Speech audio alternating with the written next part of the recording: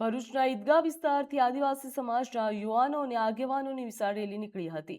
જ્યાં રેલી શહેરના વિવિધ માર્ગો ઉપર પસાર થઈને બાબા સાહેબ આંબેડકરની પ્રતિમા સુધી પહોંચી।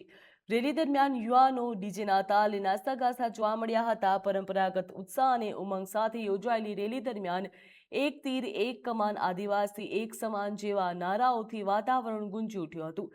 વિશ્વ આદિવાસી દિવસની ઉજવણીમાં સમાજની એકતા, સંસ્કૃતિ અને અસ્તિત્વ જાળવવા ઉપર ભાર મૂકવામાં આવ્યો છે। આ સાથે સમાજના વિકાસ માટે શિક્ષણને મહત્વ આપવાનો સંદેશો પણ આપવામાં આવ્યો હતો। શિક્ષણના માધ્યમથી યુવાનો આગળ વધે અને પોતાના અધિકારો તથા હકો માટે જાગૃત બને તેવી અપીલ કરવામાં આવી। ભરૂચમાં યોજાયેલી વિશ્વ આદિવાસી દિવસની ઉજવણીમાં આદિવાસી સમાજની એકતા, પરંપરા અને સંસ્કૃતિની સુંદર ઝલક જોવા મળી।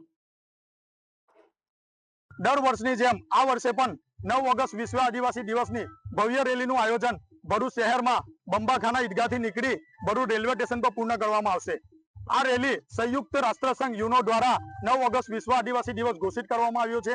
જેનું કારણ છે આદિવાસી સમાજની સંસ્કૃતિ, પર્યાવરણ, ઇતિહાસ જળવાઈ રહે, જળ જમીન જંગલનું રક્ષણ કરવું, આદિવાસી સમાજના યુવા પેઢીઓ એકત્રિત થાય, વ્યસન મુક્ત થાય, સંગઠિત બને, શિક્ષિત બને, એના માટે આદિવાસી સમાજના લોકો ખૂબ મોટી સંખ્યામાં ભેગા થાય છે। એના માટે આદિવાસી સમાજનું એક સૂત્ર છે, એક તીર એક કમાન, આદિવાસી એક કમાન। જય આદિવાસી, જય જોહાર।